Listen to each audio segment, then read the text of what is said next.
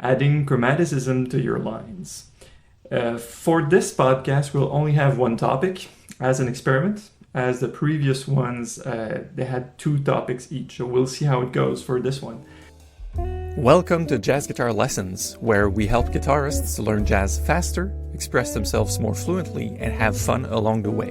My name is Mark, and if you're looking to learn jazz, form better practice habits, and especially if you enjoy a French accent, make sure to subscribe.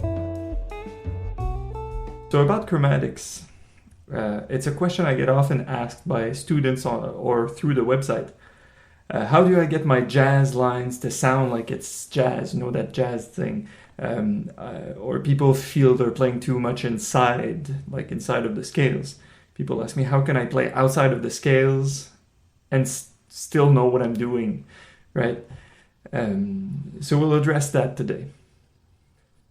My first answer to this question would be, if you want to add outside notes, you really have to know what notes are good, what notes are inside, right?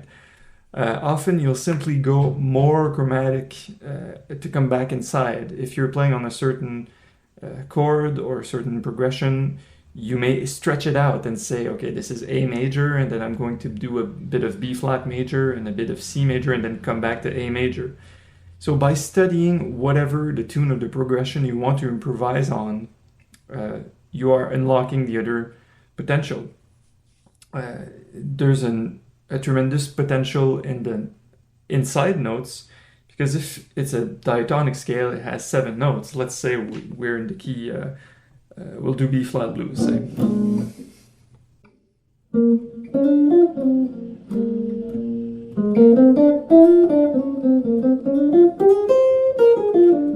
So that's B flat 7. If you know exactly what notes are inside this chord,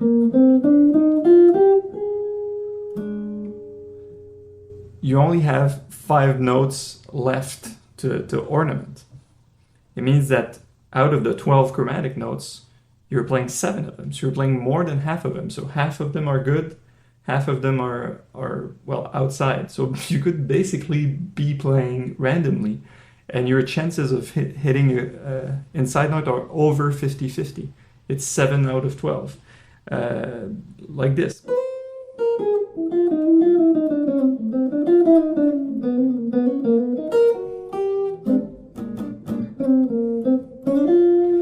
So what I'll do now, so you have a better idea of what I'm doing, I'll flick the metronome at 80 on 2 and 4, which is a tempo of 160, and I'll try to play clear lines that are inside, and right after play lines that are outside and go back and forth. More often than not, the types of lines I like to do is be inside, go outside, and come back. Ready? 1, 2, 1, 2, 3, 4.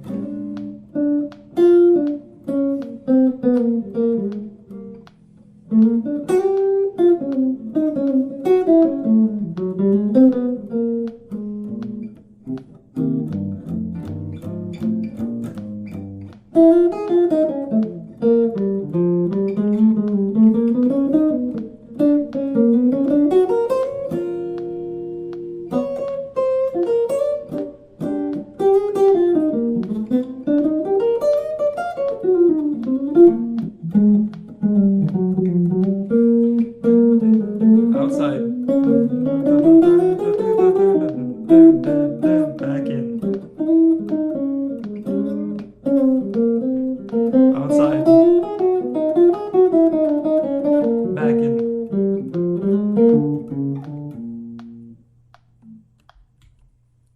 So that might give you some ideas. Try to be very clear as to what is outside and what is inside. And to know that, you have to know the 7 good notes of the diatonic scales. Next up, we could discuss the chromatic scale. If you know well what the chromatic scale is, you can use it to glue your lines together, so to speak. The chromatic scale is basically all the notes, all the 12 notes in existence in our system. So if you took the guitar and you played your little string, then you played, that's open string, then you played fret 1, fret 2, etc. You could do that with just one finger. That's your chromatic scale. On the guitar, you could be playing just on a single string like this, which is pretty obvious, up or down. But what I like to do, and I created a page on the jazzguitarlessons.net website, it's called Chromatic Scale. Hey everyone, just a quick break here. If you're loving this episode and you want to elevate your own jazz guitar skills, reach out to us. We've guided thousands of guitarists in becoming accomplished jazzers beyond their wildest dreams. So check the link in the description or visit jazzguitarlessons.net to get started today. Okay, now back to the episode. You can learn to play that in a sort of awkward position. It's called 4 per string. So I'd start on a C note on the 6th string, 8th fret, and then use my fingers 1, 2, 3, 4, and then move to the next string 1 fret down, etc. Gotta be careful with the 3rd and 2nd string, there's a change of tuning. And back down. Once again.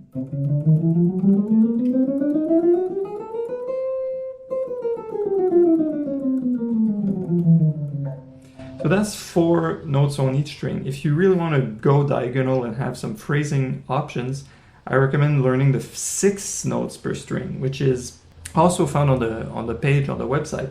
What you do is you start on the 3rd fret of the 6th string on a G note, and your index there will play 2 notes by sliding. Then your other 3 fingers will play 1 note each, and the pinky plays 2. So your 2 outside fingers play 2 notes. That's all on the same string. 1, 2, 3, 4, 5, 6. Repeat the process on each individual string until you reach G 3 octaves later.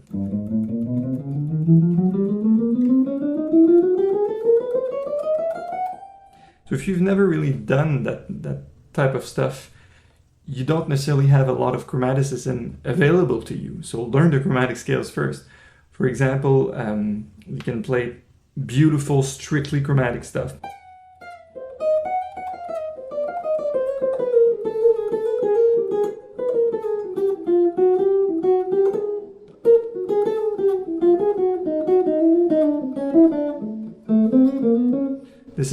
This is not in a key, right? This is all from the chromatic scale.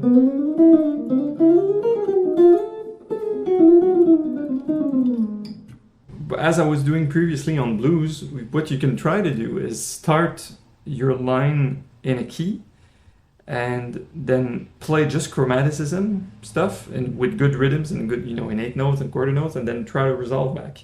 As an example, we'll use A major. Ready? Here's A major.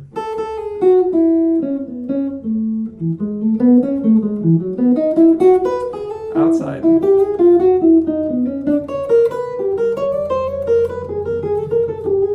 Inside. Etc. This is fairly vague, as you will have to try to apply this stuff on your own. As a third approach, it's nice to know a few ways to be able to ornament chord tones. So that's my third suggestion. It's like playing around arpeggios, really. For example, if I'm on a C major, major 7, that's just the arpeggio 1, 3, 5, 7, 1, 3, 5, 7, 1. So you could practice exercises like be able to approach it from below. Still the same arpeggio. And then you could approach it from above, from the next scale tone above, not necessarily chromatically, but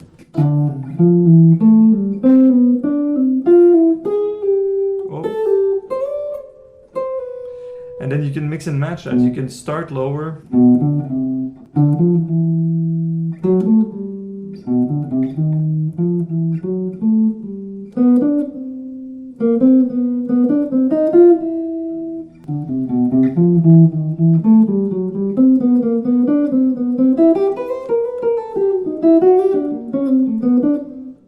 So basically what you're targeting is the arpeggio. You build some exercises around it, and you you try to only think of the arpeggio and your fingers will do the magic for you. You know, go above, go below, do a little chromatic line like.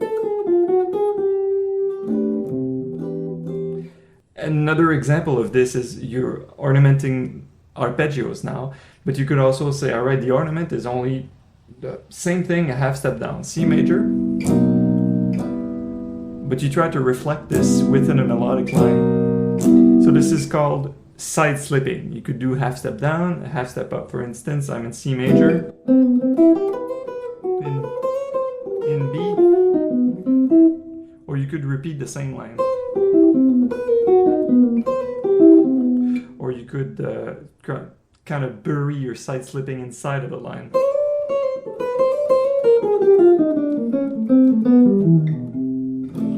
Of course, this is also very vague. You have to try this process on your own and see what works. As a fourth component of this chromatic thing, I think it's very good to practice bebop scales. In general, it's good, but it's a meaningful way to play more chromatically. Bebop scales, as you may have read or watched videos on the website, it's all about taking a scale that has 7 notes and transforming it into a scale that has 8 notes, so it's more aligned rhythmically with a bar 4/4. For instance, on C major chord, it's called C major bebop.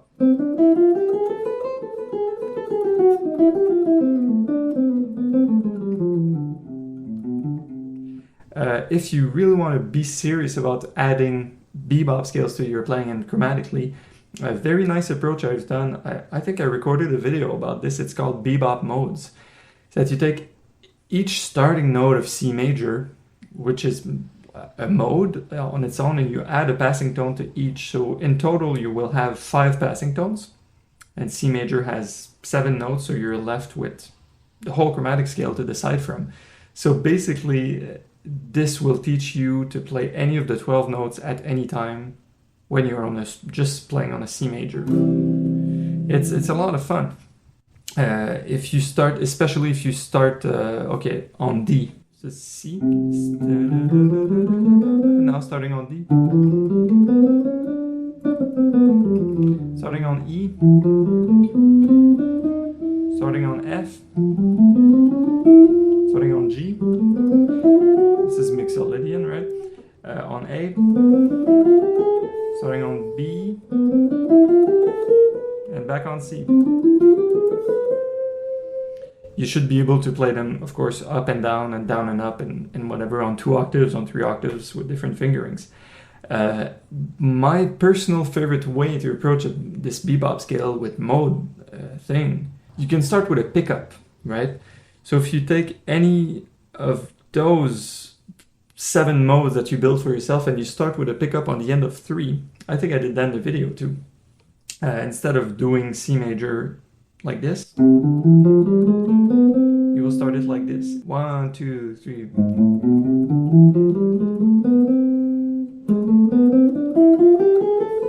So if you're able to play every mode like this, it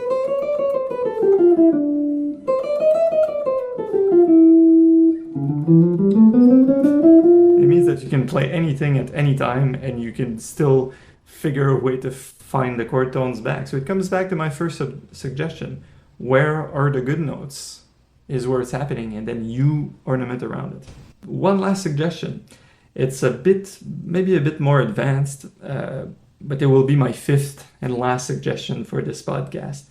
I don't know if you're aware of the great saxophone player George Garzone. He's a guy, he teaches in Boston.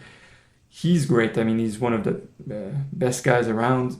And he's been developing that thing for about 20 or 30 years, and he pulled out the DVD. It's called The Music of George Garzone and the Triadic Chromatic Approach.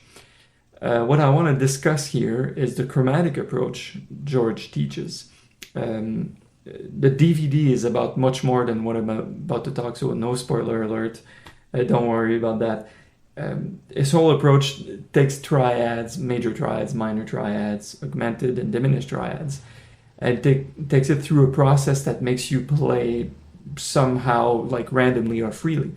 But what he does to glue the lines together, exactly the same way I think of the chromatic scale as being a glue, he takes a short interval and says play any note chromatically, all in half steps or whatever, inside that thing, but don't repeat yourself.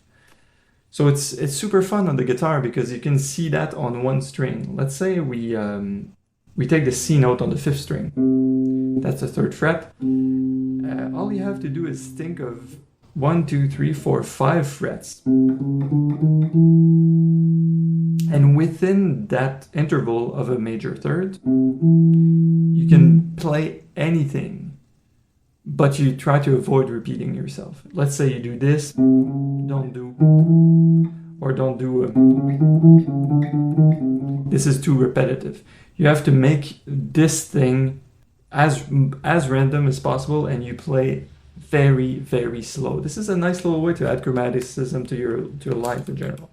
So what I would do, I would take the metronome and say, we'll say 50 here.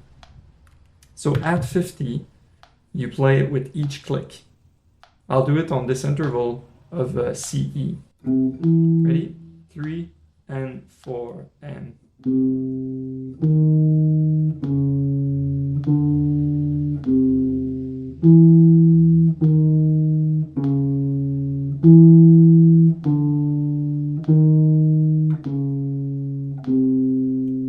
So that's the gist of it.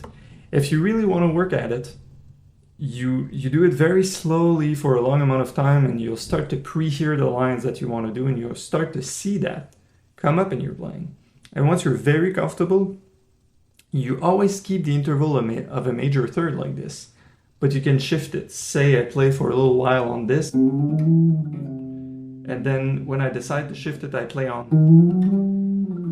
and then I go. So you don't stop, but in your own mind, you choose another major third from which to work with. This is a lot of fun. So to conclude this podcast number 4, I know it's a lot of information, but hopefully it can help inspire you to get working on this stuff. There's no magic formula. There's no way you say, oh yeah, I want to add chromaticism. Okay, there's this one exercise, this exercise, and then I do this, and then I'm set, I play chromatically. No. It doesn't work like that.